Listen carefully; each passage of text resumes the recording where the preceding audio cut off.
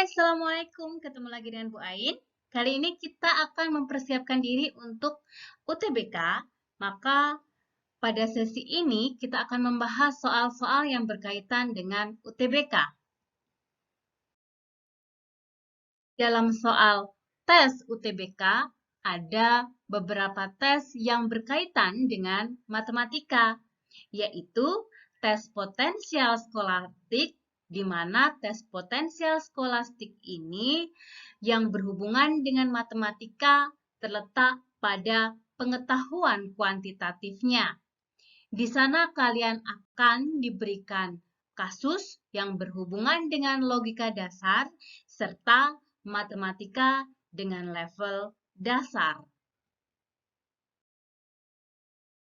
Perhatikan soal berikut ini. Diberikan nilai X pada pola berikut ini. Berapa ya kira-kira nilainya? Pada kasus ini, kalian harus sering-sering untuk berlatih, karena kasus ini berhubungan dengan nalar yang terkadang tidak kita pikirkan. Kita lihat keterkaitannya. Di sini ada 9, kemudian ada 18, ada 16, ada 32. Jika kita amati, 9 adalah perkalian dari 9 kali 1. Sedangkan 18 adalah perkalian dari 9 kali 2. Sedangkan 16, kalau dikaitkan dengan 32 di sini, 16 adalah perkalian dari 8 kali 2, sedangkan 32 adalah perkalian dari 8 kali 4. Maka di sana ada pola di mana angka perkalian dari 9 dan 8 itu akan membentuk angka 12. Maka untuk menentukan nilai X di sini adalah pembentuk dari perkalian angka 9 dan 8, yaitu di sini angka berapa? 24 ya.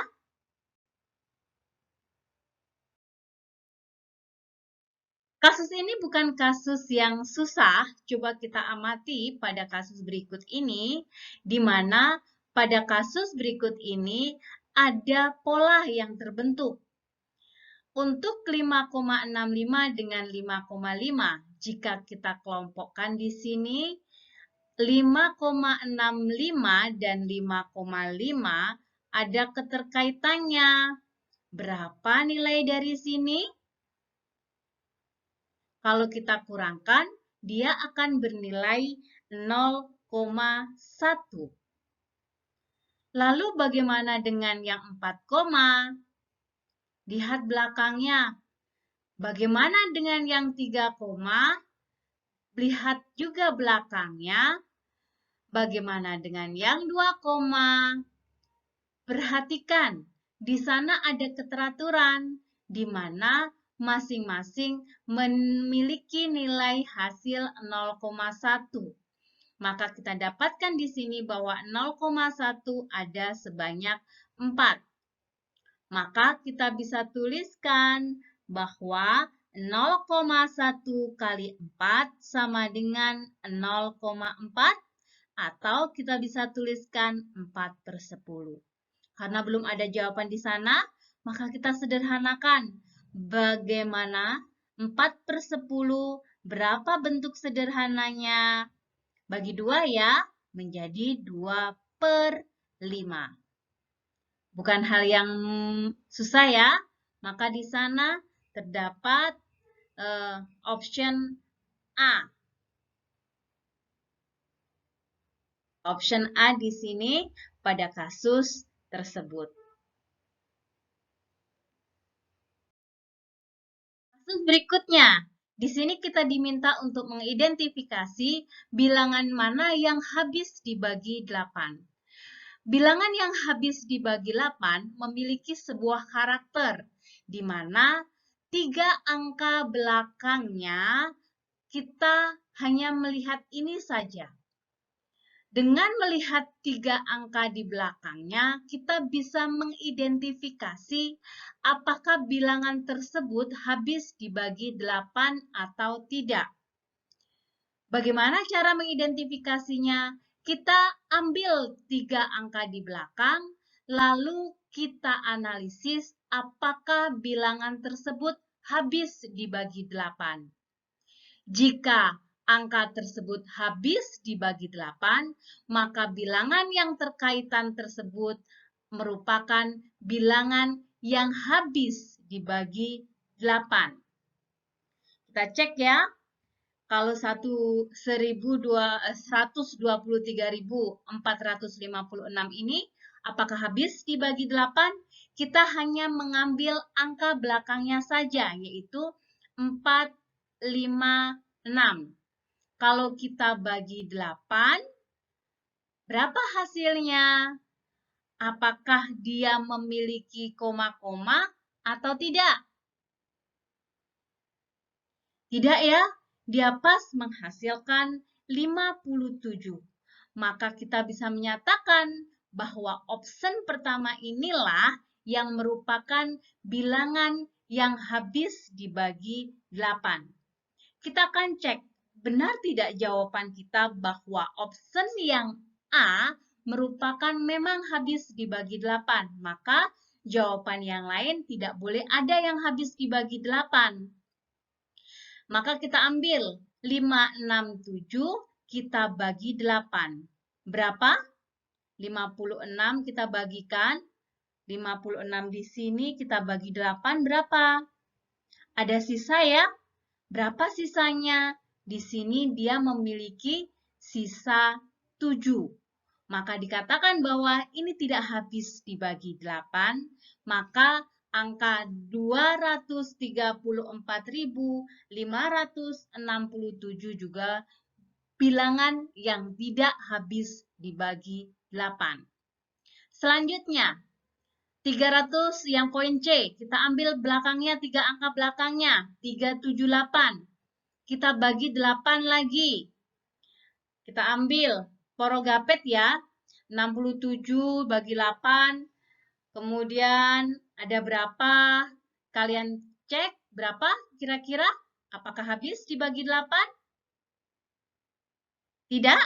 Berapakah sisanya? Ada sisa 6. Karena ada sisa 6 ini, maka kita katakan bahwa ini pun tidak habis dibagi 8. Kita cek lagi untuk 789 pada poin D.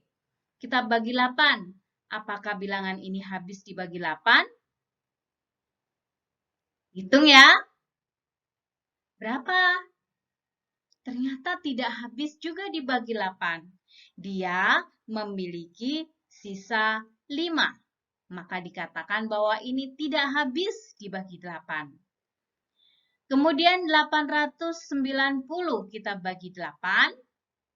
Maka berapa?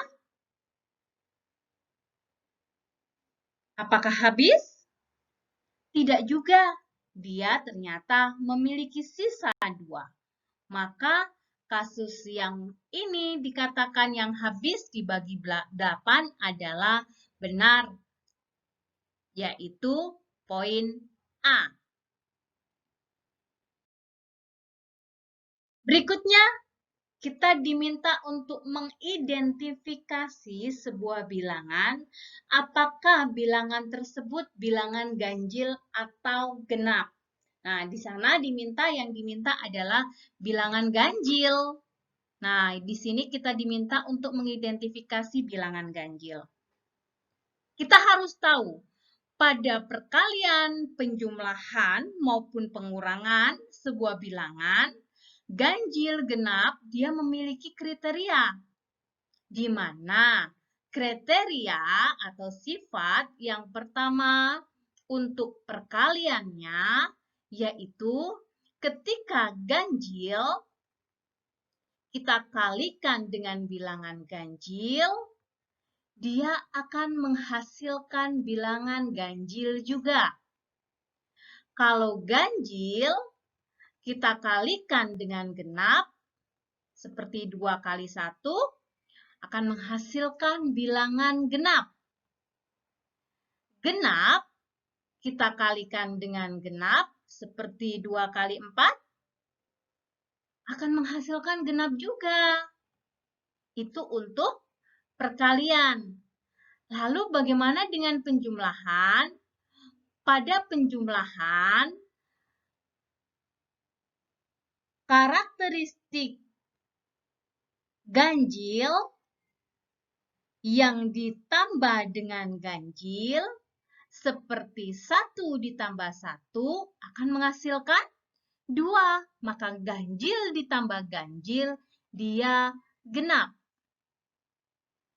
Ganjil ditambah genap, 1 ditambah 2 akan menghasilkan berapa? Ganjil ya, sama dengan 3.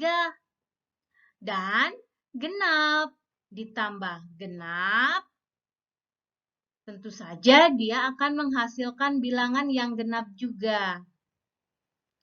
Itu adalah karakteristik untuk penjumlahan. Lalu bagaimana untuk yang pengurangan? Karakteristik yang ketiga untuk pengurangan. Kalau ada ganjil seperti 5, dikurangkan dengan ganjil seperti 1, dia akan menghasilkan apa? Betul, genap ya. Lalu kalau ganjil 5 dikurangkan genap 2, berapa hasilnya? Ternyata ganjil. Dan genap seperti 10 dikurangkan genap seperti 2 akan menghasilkan? Betul sekali, genap juga. Sekarang kita akan menganalisis dari optionnya. Karena X min 3, di mana X di sini adalah genap, genap dikurangkan ganjil, maka dia akan menghasilkan ganjil. Genap dikurangkan ganjil, dia akan menghasilkan ganjil. Karena ganjil dikuadratkan, artinya ganjil dikali dengan ganjil, maka ini akan menghasilkan ganjil. Lalu, Y adalah bilangan ganjil. Karena Y ganjil ditambah 4 yang merupakan genap, maka di sini akan menghasilkan ganjil. Ganjil dikuadratkan juga akan menghasilkan ganjil. Ganjil ditambah ganjil akan menghasilkan genap. Maka kasus yang pertama ini adalah menghasilkan genap. Berikutnya, X kuadrat artinya genap dikuadratkan. Genap dikali genap, dia akan genap. Kalau sudah ada perkalian 2 di sini, berapapun nilainya di sini, pasti dia juga genap. Y di sini ganjil, ditambah 3 yang merupakan ganjil akan menghasilkan apa? Genap ya, karena ganjil ditambah ganjil akan genap. Ada 3 bilangan genap, penjumlahan pasti genap. Poin ketiga, X-nya adalah genap. Di sini genap, Y-nya adalah ganjil. Ganjil dikuadratkan tetap ganjil. Ganjil ditambah genap akan menghasilkan apa? Ganjil ya. Ganjil kemudian dikuadratkan, masih tetap juga ganjil. Kalau ganjil dikurangkan 1, akan menghasilkan apa? Berarti ganjil dikurangkan ganjil ya, menghasilkan genap. Masih genap ya? Kita cek lagi berikutnya. Kalau di sini ada 6 kuadrat. 6 kuadrat itu berapa? 36. 36 adalah bilangan benar, bilangan genap. Nah, berapapun yang ada di kurung ini ketika dikalikan dengan genap, seperti perkalian genap dengan ganjil, genap dengan genap, maka akan menghasilkan tetap dia merupakan genap. Maka jelas dong, option yang terakhir inilah jawabannya. Kita cek dulu, apa benar option kita? X adalah genap, Y adalah ganjil. Genap ditambah ganjil akan menghasilkan apa? Di sini akan menghasilkan ganjil. Lalu di sini X-nya genap dikurangkan dengan ganjil, maka akan menghasilkan apa? Ganjil juga ya. Perkalian dua buah ganjil juga tetap menghasilkan ganjil. Maka option kita betul. Berikutnya adalah contoh kasus tes potensi akademik, berarti yang berkaitan dengan kemampuan intelektual kalian. Contoh kasus seperti ini. Kalian ingat bagaimana menyelesaikan limit X menuju tak hingga, mendekati tak hingga? Kalau ada bentuk akar di sini, kalian bisa mungkin mengarahkan pada bentuk contoh kasus akar dari A X kuadrat plus BX plus C min akar A X kuadrat plus PX plus Q. Di mana jika limit X mendekati tak hingga, maka di sini sama dengan siapa? Syaratnya ini A-nya harus sama ya, nilainya harus sama. Kalau satu ya yang belakang juga harus satu dan seterusnya. Maka di sini akan menghasilkan B min P, B min P per 2 akar A. Nah, ingatkah kasus ini? Sekarang kita akan bentuk kasus tersebut menjadi bentuk yang diinginkan seperti itu. Maka di sini untuk limit X mendekati tak hingga, karena 2X perkalian yang ada kurungnya, maka masing-masing bisa kita distribusikan. Masing-masing dapat 2X-nya.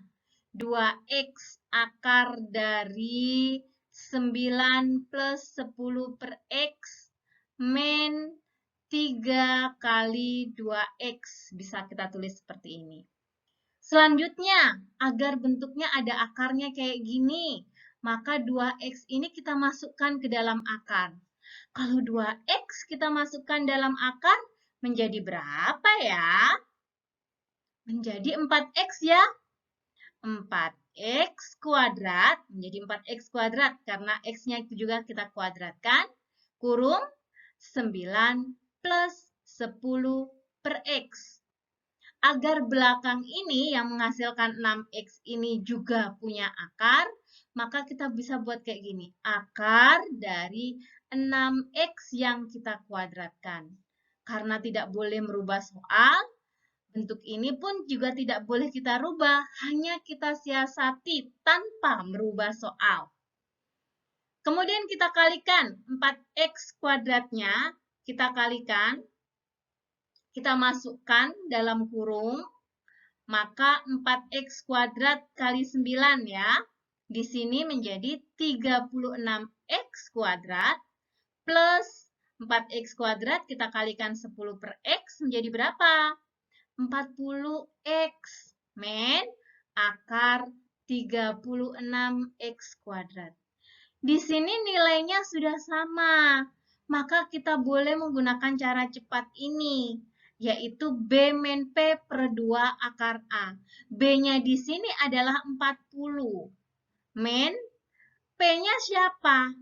Di belakang P-nya di sini koefisien untuk X tidak ada, kita tuliskan 0 per 2 akar, A-nya ini depannya koefisien X kuadrat, 36, maka kita tuliskan 36. Maka di sini sama dengan 40 per akar 36, 6 ya, 6 kali 2, 12. Atau kalau kita sederhanakan, berapa? Kalau kita sederhanakan, menjadi kita bagi 4 ya, berarti 10 per 3. Maka optionnya yang mana? A, B, atau C? A ya. Berikutnya, ada sebuah rusuk limas TABC dengan rusuknya adalah A.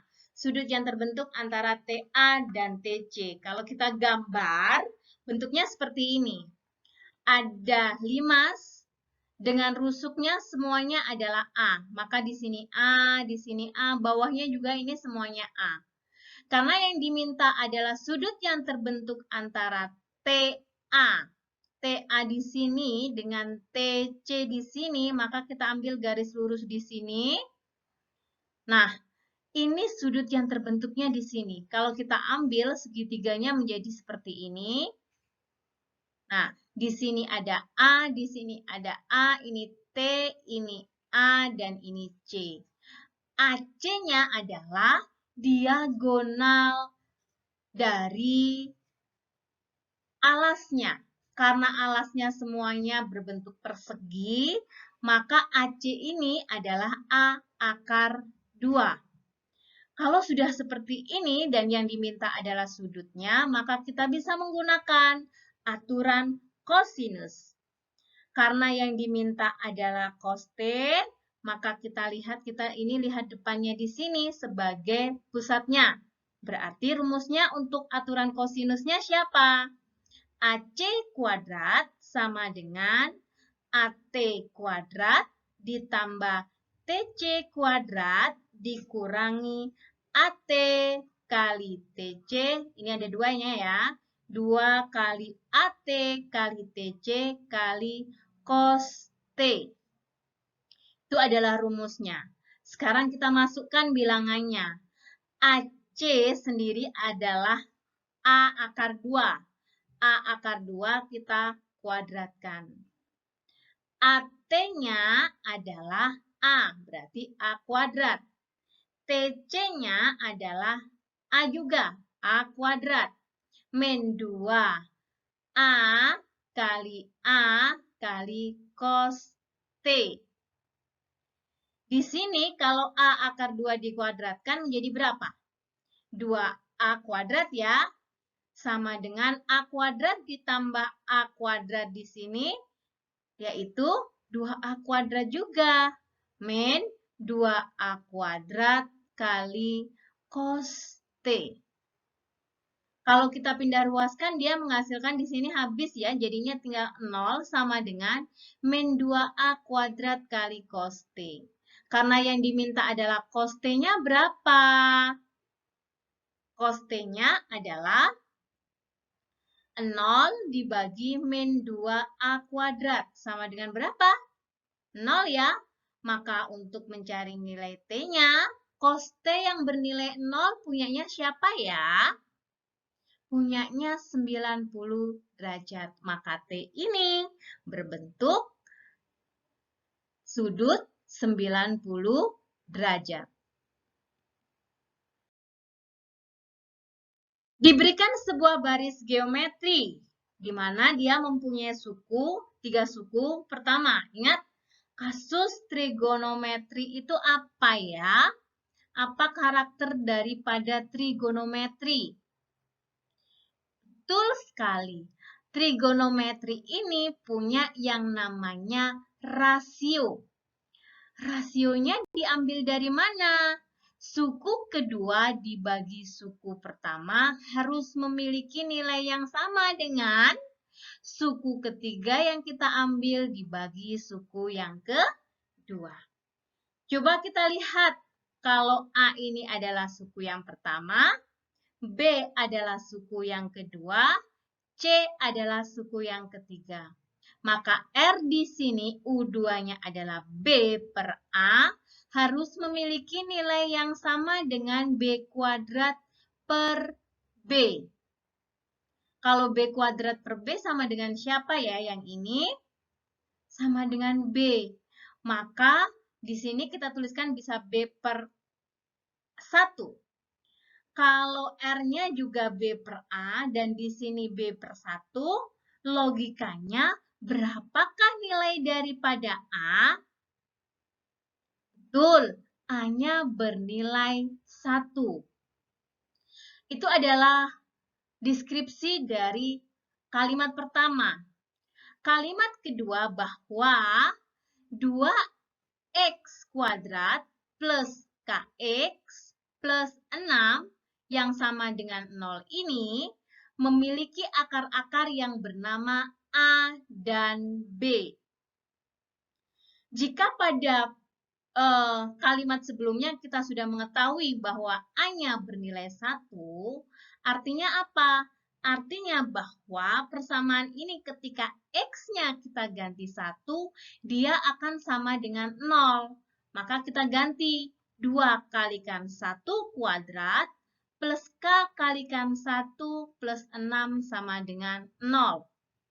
Maka di sini 2 plus K plus 6 sama dengan 0. K-nya dapat berapa? Min 8 ya.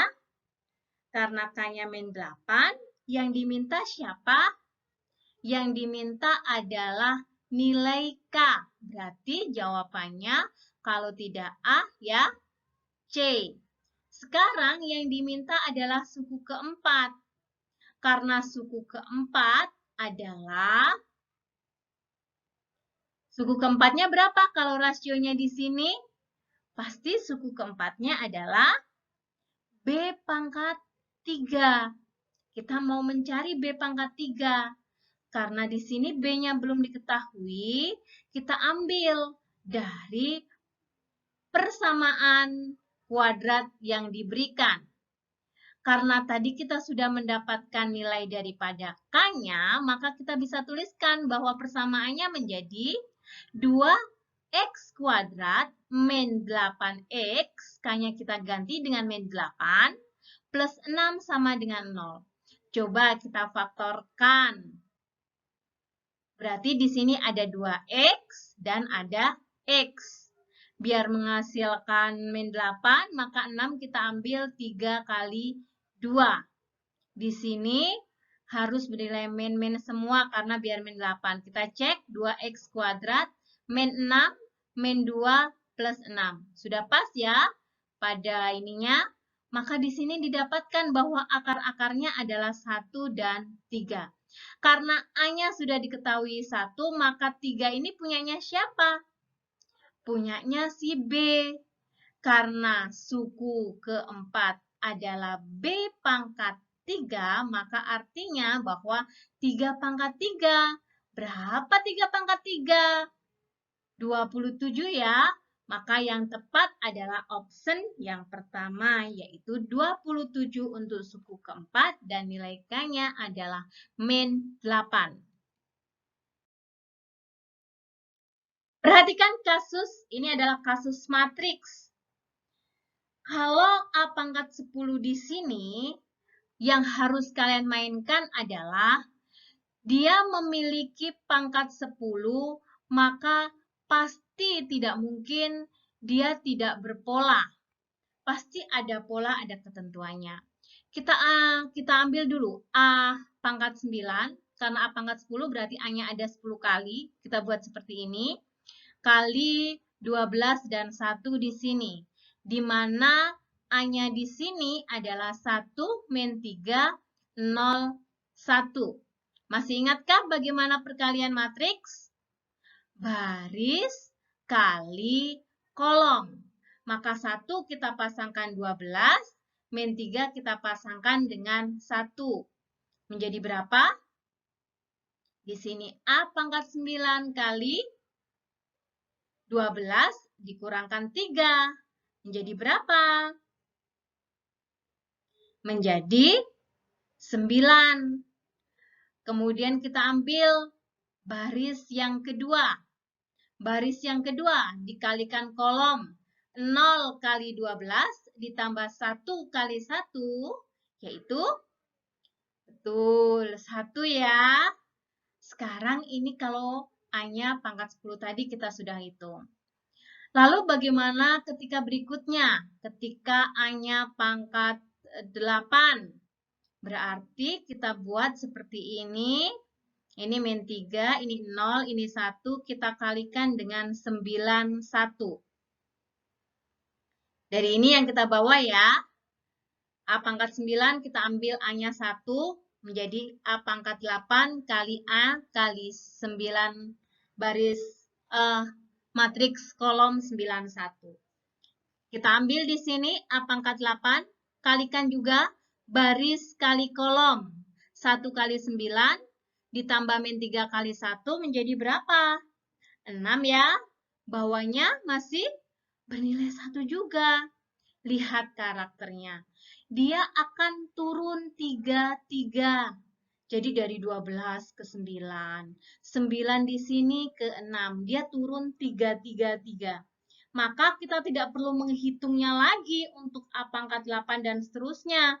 Kita hanya menghitung daripada keteraturan untuk 12, baru kemudian turun ke 9, turun ke 6, hingga kalian mendapatkan A pangkat 10-nya ini habis. Kalau kalian hitung nanti akan mendapatkan nilai dari min 18 1 di sini. Karena akan semakin berkurang ya. Berkurang. Jadi harus hati-hati. Optionnya ini antara B dan D. Kalau kalian teliti, nanti kalian akan mendapatkan min 18. Karena dari sini, dari 12, 9, kemudian 6. Kemudian kita turunkan 3. 3 ya. Kemudian kita turunkan 3 lagi. 0. Turunkan 3 lagi. Min 3. Kemudian min 6. Kemudian min 9. Min 12. Kemudian min 15. Min 18. Kita cek. Min 18 di sini. Ini adalah kasus ketika dia pangkat 10. Kemudian 9, 8, 7, 12-nya ya. Di sini 12. Ini yang pertama yang 10. 9, 8, 7, 6, 5, 4, 3, 2, 1. Ini yang 12 masih tidak perlu kita hitung. Jadi 12 ini awalan. Jadi yang kita hitung mulai dari 9. 1, 2, 3, 4, 5, 6, 7, 8, 9, 10. Maka kita akan mendapatkan min 18.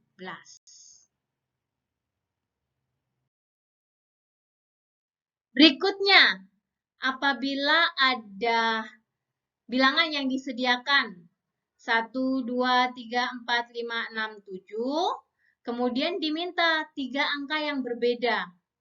Ketentuannya, bilangan tersebut harus ganjil dan lebih dari 300. Kalau lebih dari 300, logikanya yang ratusan tidak boleh ditempati oleh 1 dan 2. Kasus ini paling mudah kita menggunakan kotak-kotak. Karena ratusan, maka kita menggunakan 3 kotak. Yang diminta 3 angka yang berbeda. Agar lebih mudah, kita menganalisisnya satu persatu saja, di mana ratusan yang pertama ditempati oleh 3. Misalkan di sini 3. 3, kemudian ditempati oleh 4. Berikutnya adalah 4. Ketika kasus ini ditempati oleh 3, maka kotak yang pertama hanya diperbolehkan untuk 1 angka. Karena yang diminta ganjil dan 3 sudah kita pakai, maka yang ada di belakang itu angka berapa saja yang mungkin? Ada 1, ada 5, dan ada 7. Maka ada 3 bilangan yang mungkin menempati pada posisi satuan. Lalu yang puluhan seperti apa? Karena 3 sudah kita pakai, dan yang belakang anggap 1 sudah kita pakai. Ada berapa angka bilangan yang ada di tengah yang mungkin? 1 sudah dipakai, 3 dipakai, tinggal 1 untuk 2, 4, 5, 6, 7. Maka di sini Bu En tuliskan 2, 4, 5, 6, 7. Maka ada berapa bilangan di sini? Ada 5 ya. Nah, ini kaidah perkalian, maka ada 15 di sini. Bagaimana ketika kita menggunakan ratusannya adalah 4? Kalau ratusannya 4, sama logikanya dengan yang 3 ratusan tadi, maka kalau yang 4 di sini,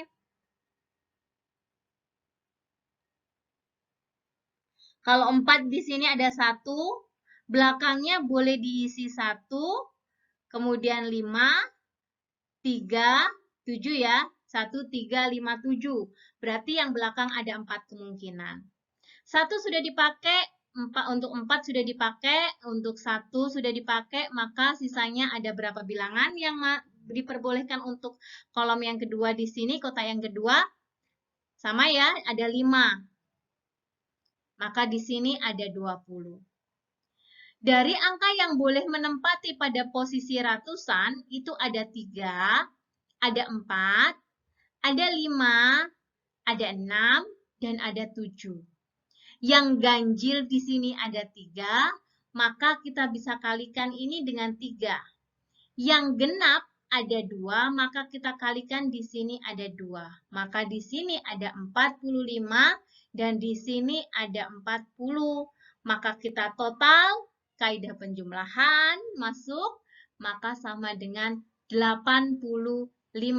Maka option yang benar adalah 85. Mudah ya? Cukup berusaha terlebih dahulu. Berhasil atau gagal bukan ranah kita untuk memikirkannya. Sampai jumpa.